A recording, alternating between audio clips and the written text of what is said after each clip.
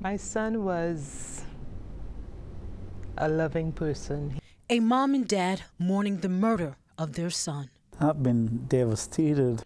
As they still wonder how and why Botham Jean was shot and killed inside his own apartment by a Dallas police officer. It doesn't add up. The 2 weeks since his death have been filled with protests across the country.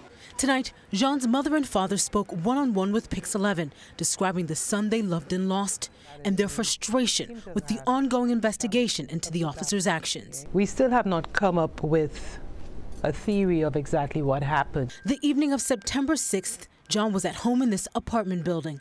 By 10 p.m., he was shot once in the chest. The 26-year-old died a short time later. Police officer Amber Geiger called 911, identifying herself as the shooter. Officer Geiger said she thought John's apartment was her own apartment, which was one floor down. We are working as vigorously and as meticulously as we can. Lee Merritt is the Jean family attorney. Do you believe she's lying?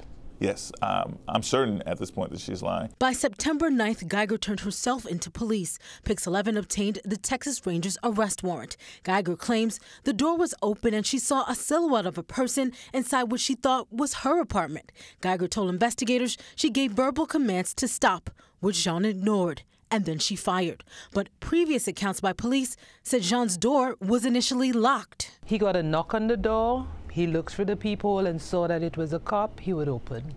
Officer Geiger has been charged with manslaughter. There should have been a murder charge. The Dallas County District Attorney has called for calm. She's still getting paid. She has not been fired. Next, the case will be turned over to a Texas grand jury. They could step up the charge against Officer Geiger to murder. Jean's family says they will not rest until Officer Geiger is out of a police uniform and in prison.